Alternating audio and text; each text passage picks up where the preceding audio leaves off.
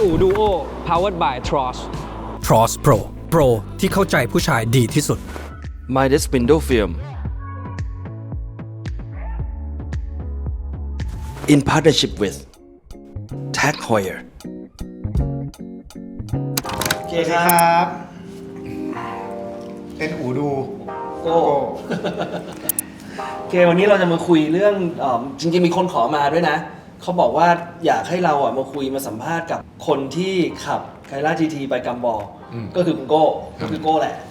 แต่ว่าตอนนี้เราลองคุยกันก่อนคร่าวๆว่ากัมบอลคืออะไร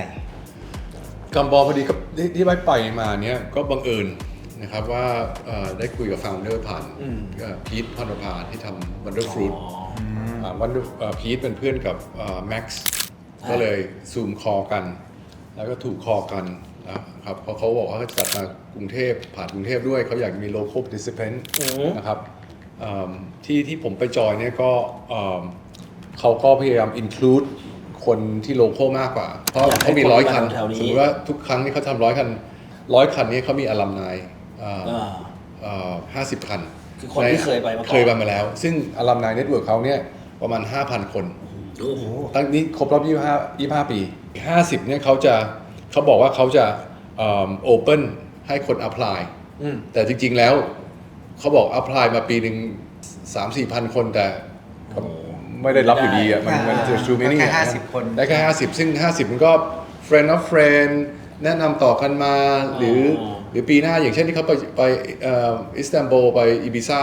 อย่างเงี้ยเขาก็ต้องอยากหาคนที่ตุรกีหน่อยหรือผ่านประเทศอะไรอย่างเงี้ยให้มันมี local participant หน่อย local hero ปีหน้าก็จะได้มี connection ต่อไปครับเขาก็อย่างนั้นนะครับเริ่มที่เวียดนามจบที่ F1 ที่สิงคโปร์ขับ7 วันอันนี้ก็คือผ่านประเทศผ่านไทยระหว่างไทยมาแล้วก็เวียดนามและกัมพูชาก็2 คืนไปที่พนมเปญก่อนแล้วก็เสียมเรียบแล้วก็มากรุงเทพแล้วก็กระบี่แล้วก็ KL แล้วก็สิงคโปร์เลยพี่คุณครับกัมบอลเนี่ยจริงๆมันคือ cross country road trip มันไม่ใช่ race ไม่ใช่ rally ไม่ใช่คือมันขับรถไปเที่ยวกันกับเพื่อนเป็นเหมือนสมัยก่อนมันน่าจะยุมาจากหนังไอ้แคนนอบอลใช่มันมาจากแคนนอบอลแต่ไอ้แคนนอบอลมันเหมือนแข่งเลยแต่เราไม่ได้แข่งไม่ได้แข่งแล้วโอเคก็คือขับเที่ยวจริงๆแล้วแต่มัน known for wild party ถ้าประวัติ Max ย้อนกลับมา rewind the tape เนี่ยประวัติ Max พอดีไปฟังเขาเล่าประวัติเยอะก็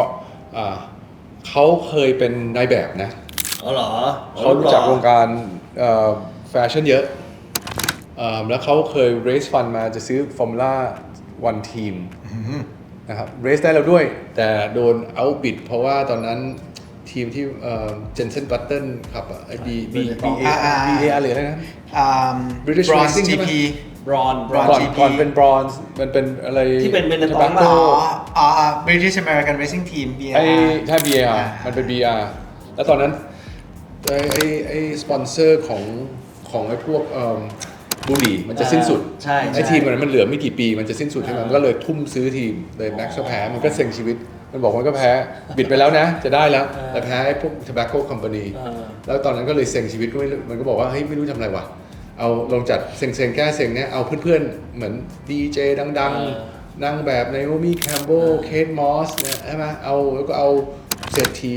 บิลเลนแนร์เอารถแปลกๆมาก็ซัดกันเต็มที่ในยุโรปใช่ไหมหลังจากนั้นมันก็เริ่มมีชื่อเสียงแล้วหลังปีถัดไปมันบอกว่าเอาอย่างนี้เอารถขึ้นเครื่องบินมันไปเช่าเครื่องบินไอ้ transporter ของรัสเซียซัดเข้าไปแล้วก็ปาร์ตี้ใหญ่เลยแล้วก็อย่างเงี้ยแล้วมันก็มีปาร์ตี้บนเหมือนเช่า747แล้วมันก็ปาร์ตี้กันแหลกข้างบนนะแล้วก็จำเหมือนมีดีเจเซตเขาบอกว่าปีนึงเขาบอกว่าเครื่องบินมันจะตกว่าเหมือนทุกคนกระโดดอยู่นั่นนะแล้วมันit's basically ถ้ามีสโลแกนเขาจะมีเพลงของเขาเลยนะว่า drive all day party all night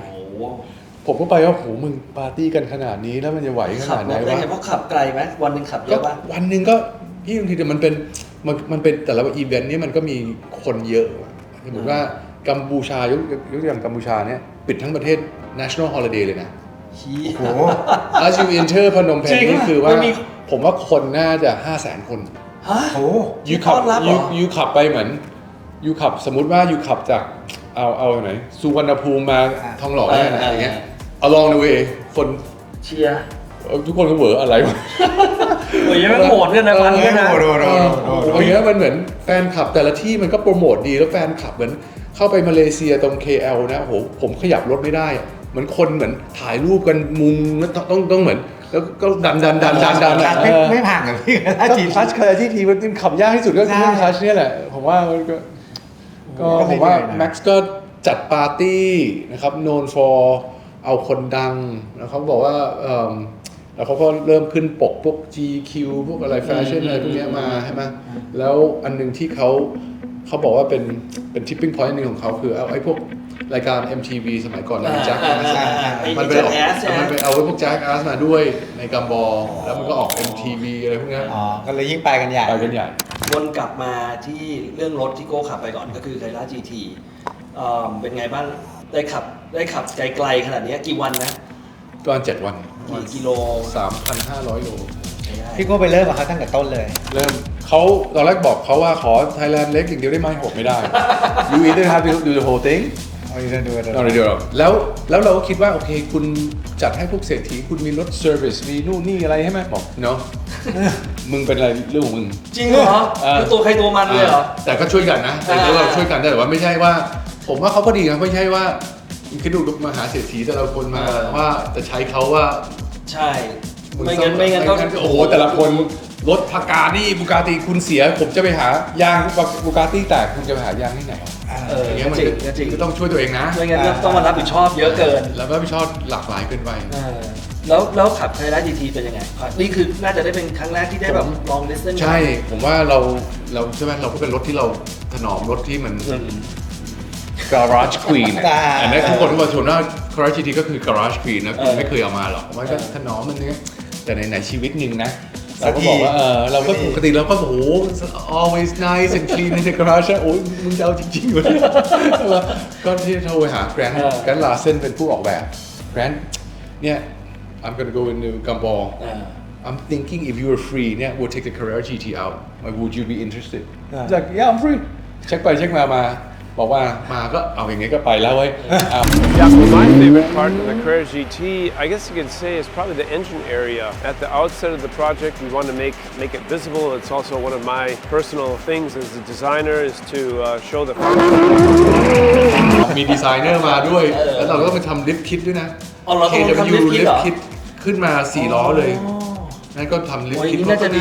ข้างหน้ามันต่ำมากใช่ไหมครับอะไรเกือบจะมาไม่ทันlast minute มากอ๋อนี่คืออันนี้มันมีขายอยู่แล้วเหรอหรือว่าอยู่มันเป็นคิดของ KW อ๋อที่ทำสำหรับ Carrera GT อย่างนี้โอเคนะ 4 wheels all อันนี้เป็นแต่พี่นี่คิดของ Carrera GT หรือคิดธรรมดาของ Porsche แล้วเรามาใส่ Carrera GT no KW ทำเพื่อ Carrera GT โดยเฉพาะโอ้ยอย่างนี้ usable มากเลยนะเพราะว่าปกติมันแบบมันเข้าออกที่จอดรถได้อยู่บนถนนไม่ต้องใช้หรอกแต่เข้าออกที่จอดรถก็ถ้าเรื่องนั้นมันต่ำเราซอฟเรื่องนั้นแต่เรื่องคัชนี่ยังไงมันก็เป็นอะไรที่เพราะคัชก็ได้ GT เป็นอะไรแค่นี้เองนะพี่ชอบไม่ชอบเพราะมันเป็นรถแข่งเวลาขับ Carrera GT เนี่ยคนต้องรู้ว่าอยู่อ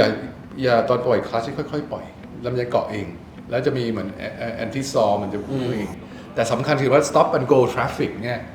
เฮ้ยคันข้างหน้าไปเมื่อไหร่ถ้ามันไปแล้วเรามันไปแล้วเราค่อยๆปล่อยไอ้ข้างหลังมันบีบแต่แล้วแล้วเราก็เด๋อเราก็หล่นเลยซึ่งตอนกันในทราฟฟิกในเวียดนามเนี่ยผมต้องดูข้างหน้าเกี่ยวเมื่อไหร่เราก็คือพี่ดูข้ามอีกคันหนึ่งพอปล่อ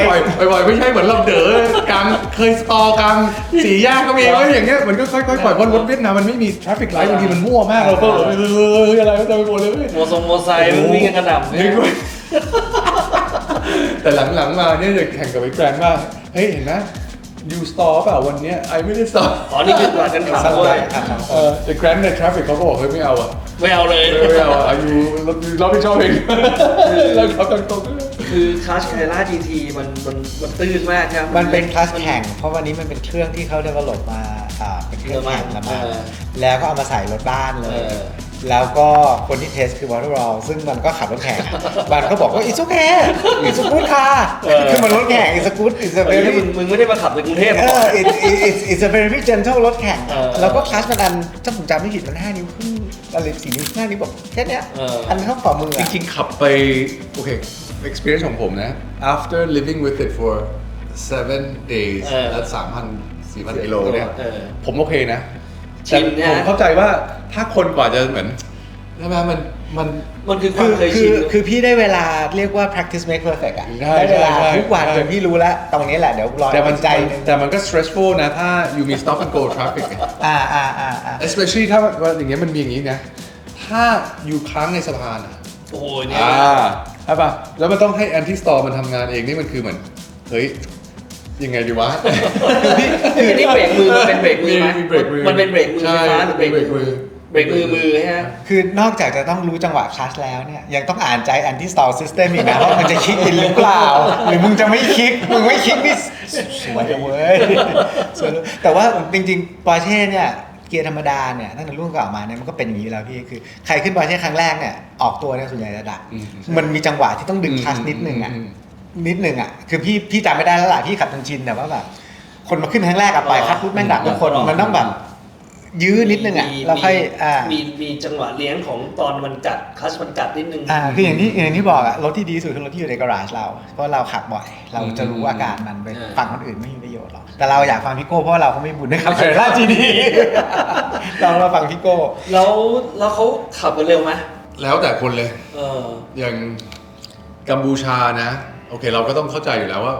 official statement ของกัมบอกคือว่า you need to obey The law. local The law. law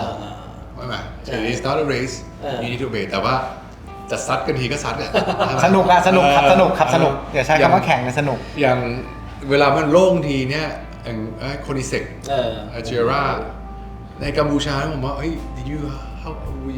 คุยกันอ่ะเพื่อนๆกันก็คุยให้เป็นไงว่าซัดไปถนนกัมพูชาก็ไม่ใช่จะดีนะ ใช่ หมอนี่มันซัดไป280กัมพูชาถนนเหมือน เหมือนสวนกันนะ โคนิเซกมันอาจจะไม่ค่อยรู้สึกไงรถมันนึกออกว่ามันแบบเร็วๆแล้วมันอาจจะไม่ค่อยรู้สึกถนนอย่างนั้น280นี่ผมว่า โหดนะโหด แล้ว กล้าว่ะ แล้วคือพี่ข้ามมา 3-4 ประเทศเนี่ยแน่นอนมันมีถนนดีถนนไม่ดีถนนพอไปได้ถนนดีมากๆความรู้สึก Carrera GT พี่ว่ามัน in a touring sense อะว่าไปจริงๆสมมติ ไม่เหมาะ นไหวไม่เหมาะ ไม่เหมาะจริงๆ กลายเป็นว่าถนนที่ Carrera GT ไม่ชอบที่สุดนะ คือประเทศไทย หรอ เพราะว่าถนนเนี่ยเรามี high speed แต่เราไม่ surface มันไม่ ไม่เรียบ บางทีมันเป็นซีเมนต์แล้วมันจะเด้ง มันมีความเป็นคลื่นนิดนึงบางช่วง Carrera GT มัน made for flat surface บนสนามตอนที่เอาไปลองในซีแปลงสนามแข่งเนี่ยit was like super beautiful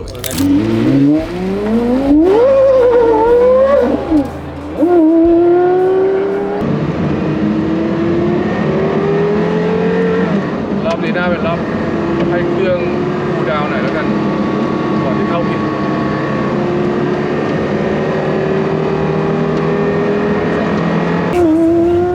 มันสนามแม่งเรียบมากสนามวัน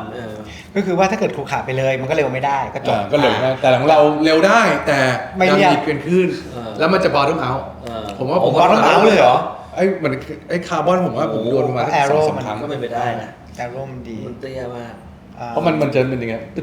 มันเวลาเราขับเกิน200อย่างเงี้ยเราก็เริ่มเฮ้ยอะไรวะ มันไม่ใช่แค่คลื่นอย่างเดียวบางทีมันเป็นร่องถนนไทยอ่ะถ้าเกิดแบบบางช่วงบาง ตอนแรกๆคิดว่าเราเซ็ตไม่ดีแต่ตอนที่ไปลงที่ซีปังมันก็ everything perfect นั่นแหละพี่คือถนนไทยมันไม่เหมาะอย่างที่พี่พูดอ่ะคือไฮสปีดขนาดนั้นแล้วอ่ะมัน แต่ ไม่ ไป ควร มาเลเซียสนามถนนสมูทit was happy มาเลเซียเนี่ยไฮเวย์ดีพี่แต่ถ้าพี่ลงซอยเมื่อไหร่แม่งเหมือนเมืองไทยเด้ มาเลเซียเนี่ย อาจจะแย่กว่าด้วย ถนนเส้นที่จากเราออกเลยนะปกติเราออกด่าน สะเดา สะเดาใช่ไหมยอมด่านสะเดาใช่ไหมเส้นนั้นน่ะแล้วเข้าเขียวมันเรียบกริบเลยนะถนนดีมากเพราะเราหวดกันประจำเมื่อก่อนเราข้าม แต่รถก็เยอะนะเข้า KL ผมว่า ถ้าเข้าแถว KL ไป รถเยอะ สิงคโปร์ก็รถเยอะนะ รถเยอะคิวมันนานที่คิว แต่ว่าก่อนหน้าพอช่วงที่แบบมันออกจากด่านแล้วพอขึ้นทางด่วนแล้วอ่ะมันถนนดี แต่เขาก็ช่วยกัมบอกเขาก็ช่วยทำ paperwork ให้ หมดเลย มากที่สุดเลยนะ คือเวลาเข้าด่านแต่ละประเทศมันยากไหม เขาก็พยายามอย่างเช่นเวียดนามมากัมพูชาเนี่ยแทบจะไม่ต้องทำอะไรเลยแค่ไปเหมือนตม สแตมป์พาสปอร์ต อย่างเดียวมุมออกกลายเป็นเมืองไทยอ่ะของผมกับคุณไฮนิกี้มีปัญหามากที่สุด อ๋อเหรอ คนอื่นมันผ่าน เป็น international เมืองไทยมันก็เลย paperwork มันเพี้ยนๆเลยเราเช้ากว่าเพื่อนอย่างนั้น ก็คือว่าต่างคนต่างไปแหละ ก็คือไปด้วยกัน ใครมีปัญหาอะไรก็ ช่วยกัน ช่วยกันเท่าที่ช่วยกันได้ สปิริตของกัมบอลเลอร์ก็คือว่าต้องช่วยเพื่อน ก็ดีนะ ต้องช่วยเพื่อน never leave anyone behind พูดถึงก็แบบก็ต้องใจเหมือนกันนะ เพราะว่าเอาไว้รถพวกนี้มามันอย่างเช่นอย่างที่บอกขับบูกาตี้อย่างเงี้ยแล้วแม่งเสียมันคงไม่มีหาอะไรไม่ได้ทำเนี้ย มันคือแค่พี่เอาแค่เคลียร์โค้ดโค้ดรถตัวเองอะ มันก็ไม่รู้ทำไงแล้วเพราะว่าน้ำมันอ่ะโอเคเวียดนามโอเคสิงคโปร์ไทยมาเลโอเคแต่เวียดนามอย่างเงี้ยไม่รู้น้ำมันมันอยู่ไปเติมมันยังไงได้น้ำมันอะไรเข้าไป เราเติมมันก็ questionable เหมือนกัน คือรถใหม่ๆ พวกนี้รถ high performance ขนาดนี้เนี่ยบางทีมัน very sensitive มันออกเทนมันขาดไปนิดนึงนี่มันก็แบบงอแงก็รถของDDE พวกนั้นก็มีปัญหา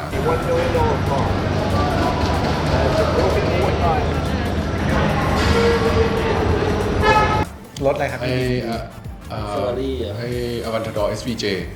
แต่เขาก็ทำอะไรนะที่ Warren พวก Autowork ก็ไปช่วยหมด Warren Andrew ไปช่วยเนี่ยก็ต้องพอดีผมมีรถ Aventador ที่อยู่อู่เขาพอดี ผมบอกให้ถอดมาทุกอย่างเลย ถอดมาใส่ โชคดีชิบหาย เพราะว่าให้มึงถอดมาให้หมดเลยเขาจะเอาอะไรก็ไปช่วยก็ไปดูในคลิปของ DDE เขาก็จะขอบคุณ อันนี้เขาเป็นยูทูบเบอร์ใช่ป่ะ ยูทูบเบอร์ที่ดัง ยูทูบเบอร์ดังๆหน่อย มี4-5 ที่เขา ล้าน subscriber ที่เขาเอาเวนทาดอร์ทำลายมาโกโลอ่ะ ใช่ ใช่ เสียงเพราะมากนะ straight pipe โหดังสนั่น โอ้โห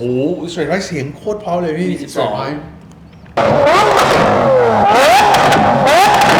รอบนี้พี่ประทับใจซีนไหนสุด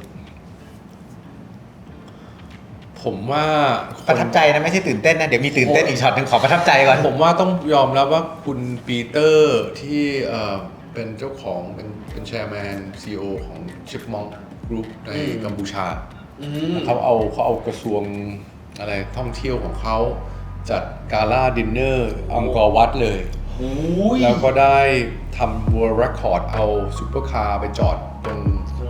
งหน้าอังกอร์วัดถ่ายก็ได้ Guinness World Record แล้ว แล้วก็วันนั้นกาล่าดินเนอร์ไอ้เราก็บอกโหเนี่ยกระเป๋าแค่แพ็คกระเป๋าเนี่ยทุกคนก็มีมันไม่มีรถเซอร์วิสนะพอได้หมดทุกคนผมมีเซอร์วิสก็มาช่วยผมมันก็เอาทักซิโดอะไรมาให้หน่อยดิเพราะกาล่า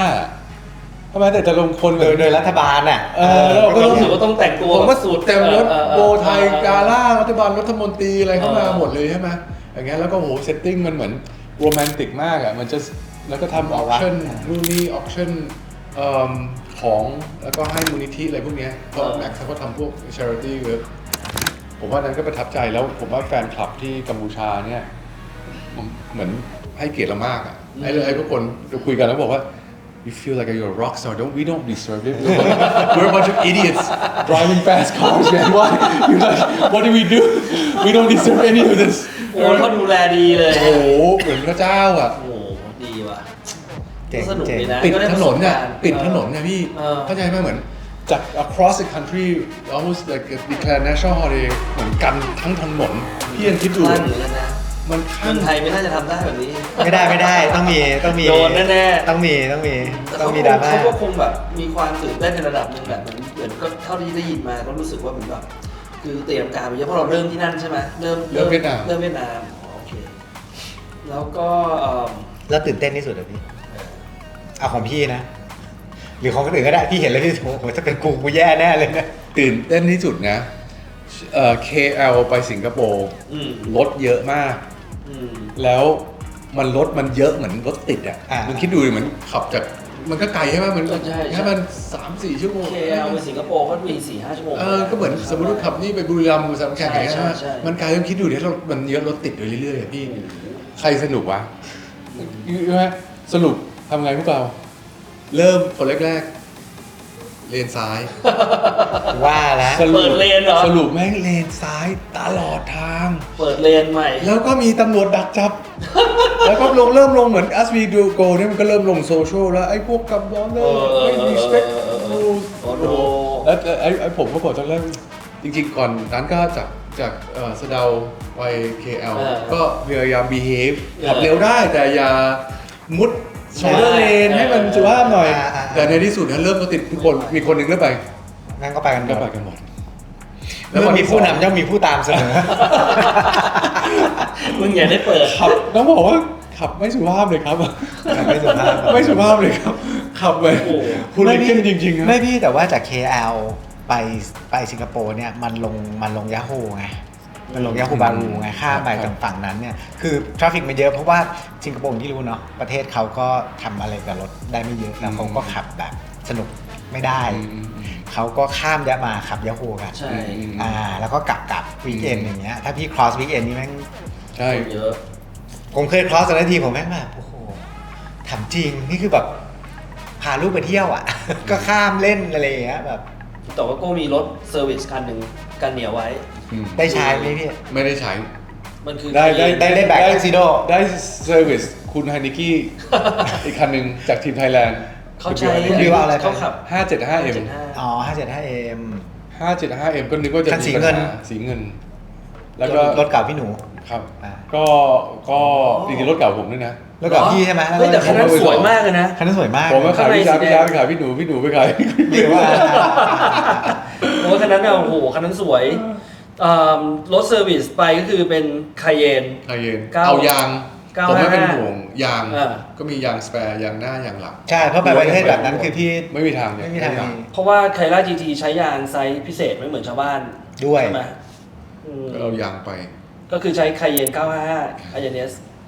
กลัวใครเย็นจะเจ๊งก่อน เกือบเหมือนกัน แต่มัน เกือบเหมือนกัน ร้อนแรงนิดหน่อย เกือบเหมือนกันเกือบเหมือนกัน ไม่ถ้าตามแก๊งนี้มันก็ต้องลากรอบเต็มตลอดทางไง ไม่ผมแอบถามแล้วล่ะ คนที่คนที่ขับรถอะบอกเป็นไงบ้างรอดไหมก็มีสตาร์ทยากบ้างครับเป็นอย่างนี้แหละ เวลาสตาร์ทเหยียบไปสักครึ่งนะแม่งติดแน่นอน แล้วโก้คิดว่าโก้ได้อะไรมากที่สุดครับจากทริปนี้ ผมว่าได้รู้จักคนใหม่ๆ อืม ก็ได้รู้จักเหมือนผมว่า audience ของ Max เนี่ยเขาก็เหมือน create audience ได้เหมือนสุดๆนะ อืม เหมือนก็ที่รู้จักไอ้ที่กระบี่ที่วายาวดีเนี่ย อืม เขาเอาให้แรปเปอร์จารูอ่ะ รู้จัก จารูว่า รู้จัก ยุค 2000 mid 2000 ให้มันดังๆอ่ะโอ้โหว่า private concert เนี่ย เหรอบินมาเหรอ บินมา ว้าว private concert ก็มี you know you have like รู้จักอย่างลูกของเช็ค UAE อะไรเงี้ยก็มีเหมือน Prince นู่นนี่อะไรมาอะไรเงี้ยก็มีระดับอย่างเงี้ยใช่ไหมคน community ที่มันก็ไม่ถือตัวกันนะ ทุกคนก็ว่าเฮฮาปาร์ตี้กันทั้งหมดผมว่านั่นก็เป็นได้ connection ใหม่ๆเขาก็เคยจัดถึง 200 คันนะเขาบอกว่าตัวเลขที่ดีสุดนะ100 แล้วก็พี่เห็นชอบอย่างคือความหลากหลายของรถเหมือนกันนะ มันก็มีทั้งรถเก่าก็มี ใช่ เห็น ใช่ มีโรลส์รอยที่มันทำเป็นรถกระบะ6 ล้อก็มีอะไรอย่างเงี้ย เขาไม่ได้เกี่ยงนะเขาสนใจมากกว่าว่าไม่ใช่ว่าคุณต้องเหมือนอะไร ต้องแพงหรือเปล่า แพงที่สุดไม่ใช่นะ เอามา เขาอยากบอกว่าเฮ้ยอะไรที่มัน for the fan อ่ะเพราะกับบอล it's no for the fan for the fan show up for the fans the automotive fans around the world ใช่ ใช่ไหมฮะ ให้สนุกให้คนดูสนุกพอๆ อย่างเขาจะแซวบางคนหลายคนเลยนะ เอาพวกLambo Urus SUV อย่างเงี้ย SUV มา Rolls Royce ไอตัว SUV Rolls Royce อ่ะใช่ไหมเพราะไอ้พวกนี้เนี่ยนั่งกัน 4 คนกระเป๋าก็ใส่ได้ ชิลเลย ใช่ไหมไอ้ผมกับแบรนด์เนี่ยบางทีเหมือนต้องรถเซอร์วิสไม่มาเราก็ต้องมีแบ็คแพ็คก็ให้มีเสื้อ1 ตัวกางเกงกางเกงใน1 ตัวแค่นั้นนะ อยู่ในกระเป๋า GD มีแค่นั้นมีแค่นั้น แล้วตอนเข้ามาเมืองไทยเป็นไงบ้าง ถ้า Central World คนเยอะ อ่า Central World คนเยอะ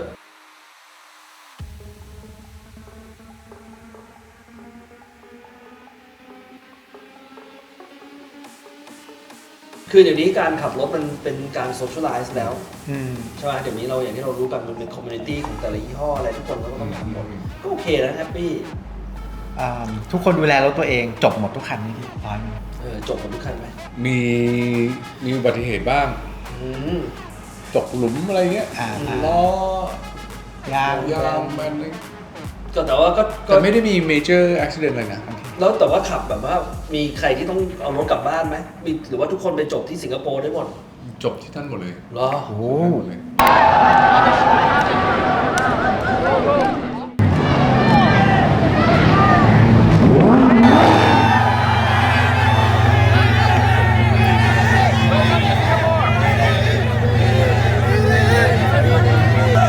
เ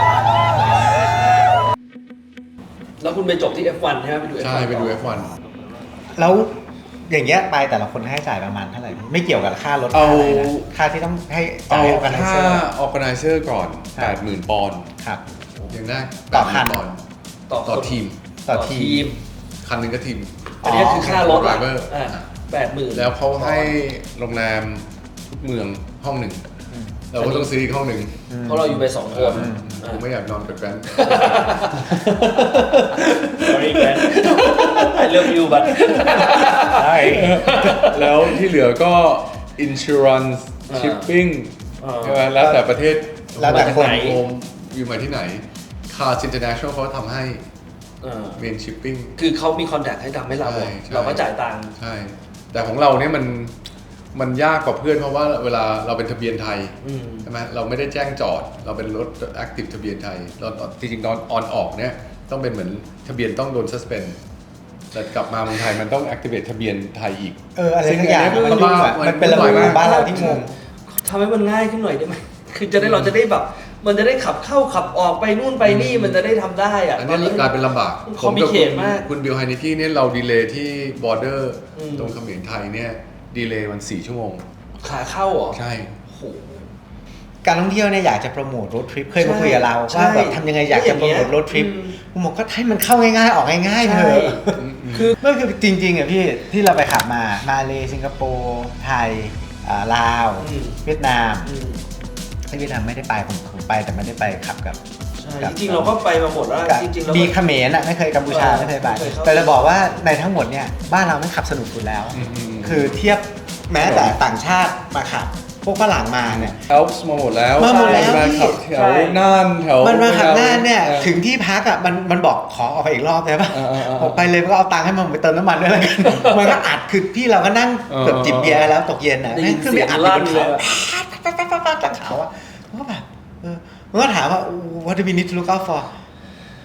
children and chickens dog children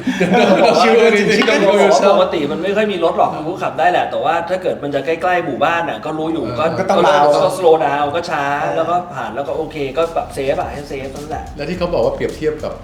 เอลส์อะไรพวกนั้นนะ คือ มันเรียกเมืองไทยว่า never ending Nürburgring คือปัญหาของเอลฟ์เนี่ยคือมันสวยจริงแต่ว่าทางอ่ะมันเป็นเขาเรียกอะไรมันเป็น โค้งเยอะไป ใช่มันเป็น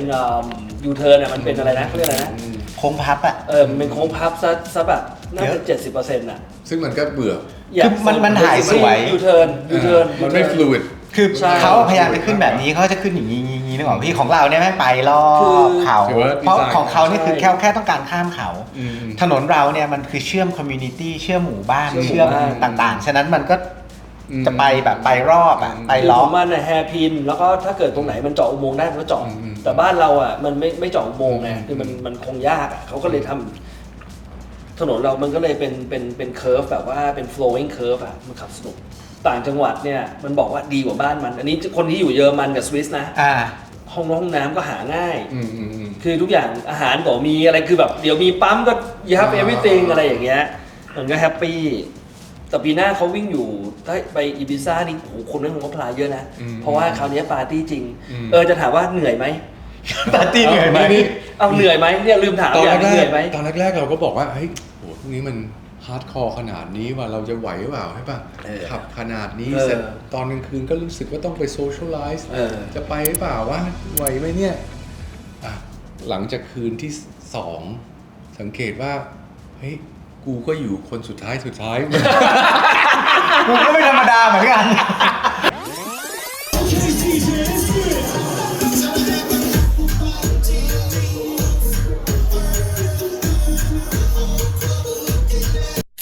ว้าวมันประหลาด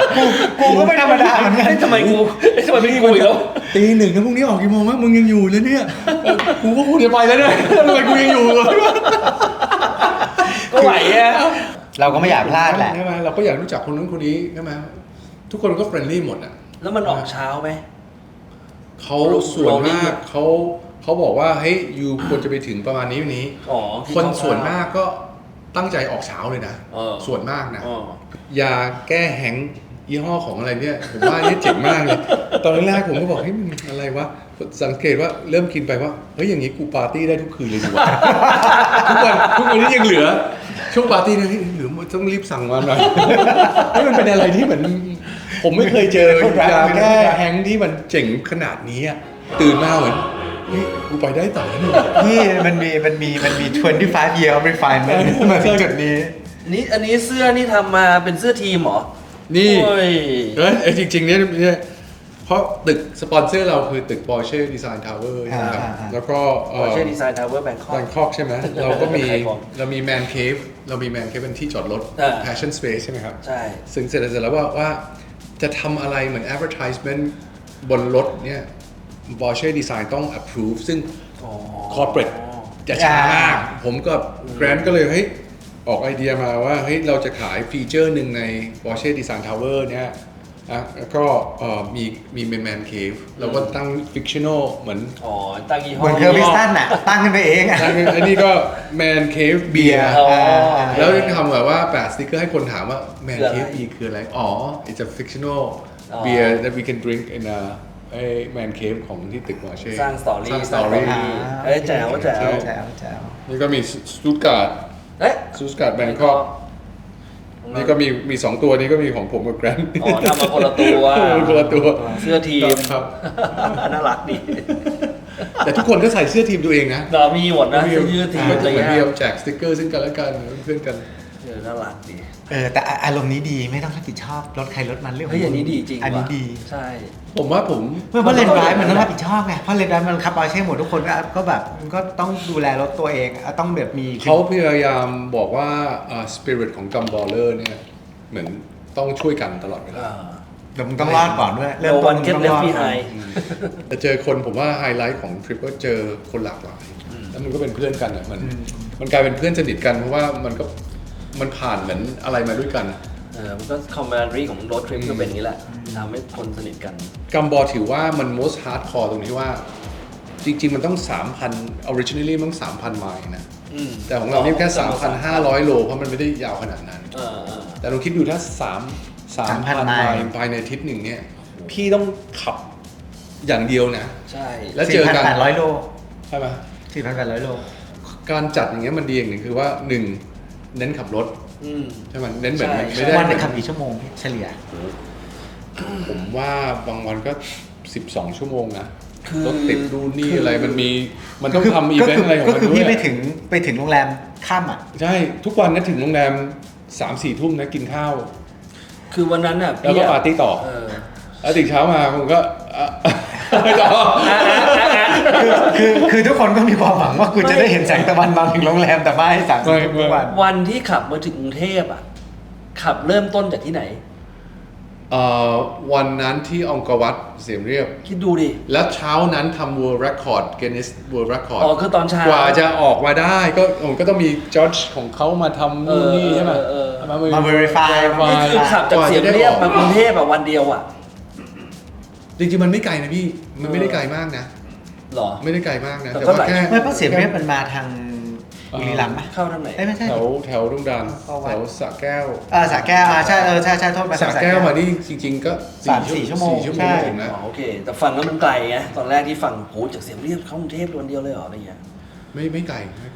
แล้ววันนั้นอยู่มาถึงกรุงเทพกี่โมง ผมวันนั้นที่ผมเสียเวลาที่ด่าน ด่าน4 ชั่วโมง แล้วผมไกลที่สุดเสียเวลาด่านก็มาช่วยทีมไม่ DDE แล้วคู่กับ DDE มาด้วยกันวันนั้น ถึงก็3 ทุ่ม 3 ทุ่มโอเค 3 ทุ่ม เหนื่อยอยู่แล้วก็ได้ That's good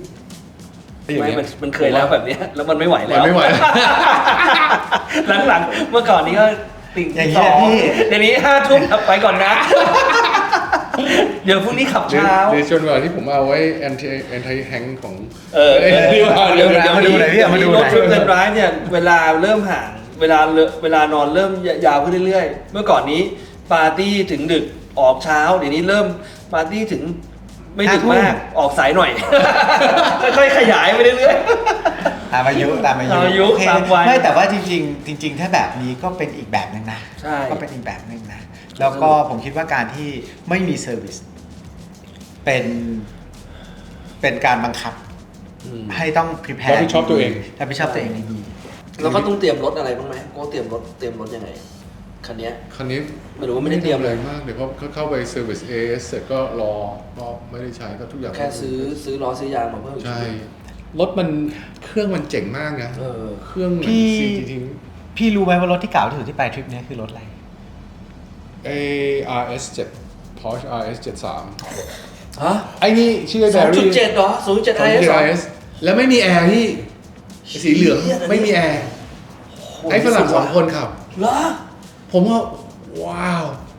ยูไม่มีแอร์และยูเป็นฝรั่ง คนชาติอะไรเนี่ยพี่ คนสกอตแลนด์ เชี่ยมึงมาอยู่เอเชียมันต้องแบบแล้วก็เหงื่อไม่ออกอ่ะนึกออกมาเหงื่อออกไม่เป็นอ่ะแล้วก็แบบแต่ร้อนตายอ่ะโอ้โห มันนั่ง2 คนนี่มันกลิ่นมันคงแบบสุดยอดเลย แล้วมันผ่านแล้วมันติดกระจกตลอดแล้วมันก็รถติดด้วยบางทีรถติดแล้วเหมือน มันก็ไปได้มันก็ทนได้มันอาจจะชอบด้วยฝรั่งมันชอบ งงว่ะ โอ้ 2.7 IS นี่แม่งเจ๋ง ถ้าให้บอกว่าอยากจะชวนให้ทุกคนเหมือนพวกเราที่ชอบ explore ขับรถนะครับก็ขับมากแล้วก็มาแชร์กันสตอรี่กัน ใช่ มากขึ้นเรื่อยๆเป็น passion ของพวกเราอะ experience นะพี่มันเล่ากันได้แต่มันแบ่งกันไม่ได้ มันต้องไปเอง มันต้องออกไปขับเอง get out and drive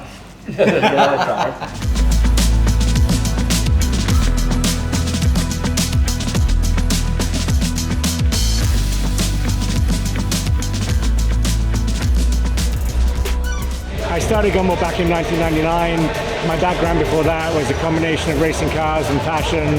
and traveling around the world, and I wanted to bring all my worlds together to kind of create a pop culture brand that is cars, fashion, music, adventure with like-minded people and create something very unique. ขอบคุณโก้นะครับ ขอบคุณครับพี่โก้ขอบคุณครับ เดี๋ยวเจอกันครับ เป็นอู่ดูโอ powered by Tross Tross Pro Pro ที่เข้าใจผู้ชายดีที่สุด Midas Window Film in partnership with Tag Heuer